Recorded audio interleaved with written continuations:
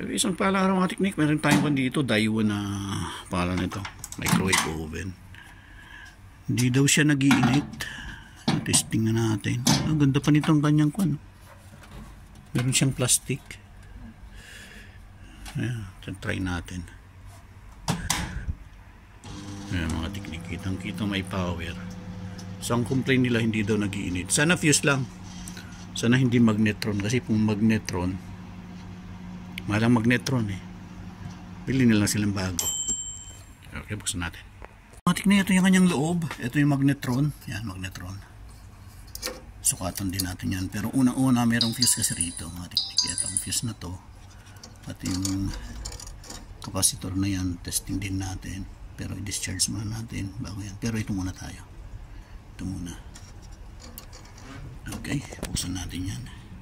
So yung mga technique, natanggal na natin yung cover ng ating kwan, ng fuse. Parang titignan talagang busted siya. Physical check-up, busted. Okay, sana ito lang yung problema. Pero ang gagawin natin, sukatan natin yan. So mga technique, continuity check. Sukatan lang natin to.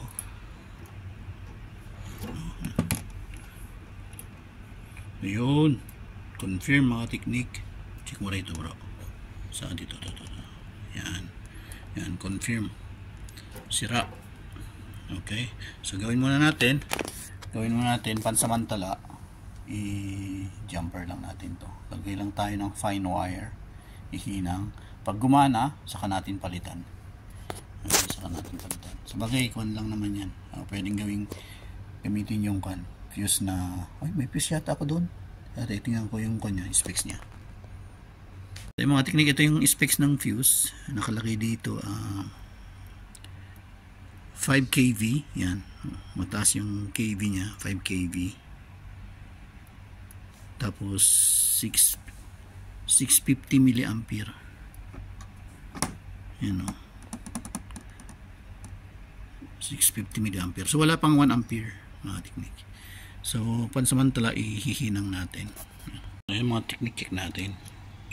Yan, mapansin nyo mayroon na siyang continuity. Ayan. Okay, testing natin. Moment of truth mga technique. Tapin natin to.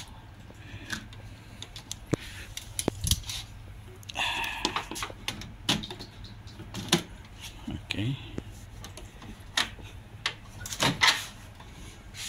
Okay, put the water. That's too much water again. Maybe you can take time, sir. Just put yeah, it take time to. Okay, moment of truth. Mga technique. Stable, no? Ito tayo ng tubig. What's the fastest? Maybe this one's the fastest, right? Yeah, that's one. Okay. So as you can see, the wire is still there.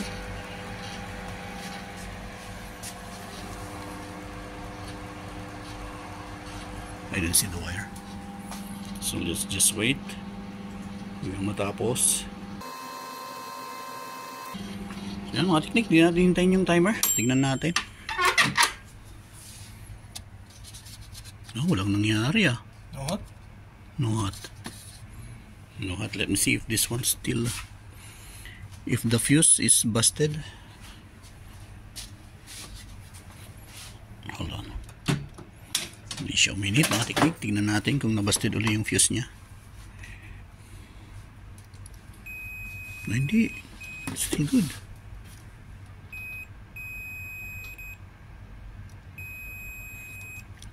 Still good. Checkin natin sa ibang selector. Baka kulang lang ng oras. So yan mga technique, after natin matest, nung okay na to na short kon pa rin, o may continuity pa rin siya, pero hindi pa rin nagiinit. So ibig sabihin, may ibang sira. Ngayon, tinanggal ko na yung magnetron kasi ito yung nakita kong reading. Ang between terminal, supposedly mayroong kanyan, at least 1 ohms kasi filament lang to. Ayan. Tama naman yan, 1.1 ohms, okay yan. Pero when it comes to terminal with the base or with the casing, infinite or open, pero dito may resistance. Yan o, both terminal. Yan, terminal niya rito with the case. Yan siyang resistance na almost 40 ohms. Dapat infinite yon or open circuit. Yan. So check natin kung magkano sa labas. At yan, balik na lang tayo mamaya. Okay. So ito yung mga technique. Ito yung bago. Kumpara lang natin yung resistance with respect to mo to. Paano ba to? Yung resistance dito. Kasi bags ko pa rin yan eh. So ito yung resistance ng ipakita mo yung yan, 1.1. Parehas din dito. Yan, 1.1. Pero pagdating sa line with respect to casing, yan, 38 ohms. Tapos sa kabila, ito mo dito bro. Ayan, 38 ohms pa rin. Pero dito, terminal with respect to casing, open siya, infinite. So ibig sabihin, ayan, infinite. Kahit itong dalawang terminal, infinite pa rin. So ibig sabihin talagang defective to. Okay, ngayon ang presyo niya 6 KD. 6 KD my friend? 6 KD? 6 KD. Give discount my friend, because new one sa it's 8 KD. I can buy 8 KD for a new one sa microwave. Yeah. So hindi practical na bilhin na kasi may nabibiling mga wansa. Ito Daewoo kasi. Siguro dahil sa brand. Pero may nabibiling 8KD. Nakabili kami ng 8KD nun. So magde-decide niya nito yung may-ari kung bibilhin niya. Hello, dito mga technique na-design na yung ating kapatiran na huwag ng palitan ng pyesa, kundi bumili na ng bago dahil hindi na practical. Dahil ang bago nagkakahalaga ng 8KD, from 8KD to 12KD. So yung pyesa is 6KD plus yung charge pa kung i-charge natin. So hindi na practical. So yan yung mga technique. Salamat sa karunungan. At yan, sabi nga niya na dapat hindi lalagpas sa 20% yung service charge dun sa original price ng unit. Yeah, yun yung mga karunungan niya. So thanks God, more power, and God bless.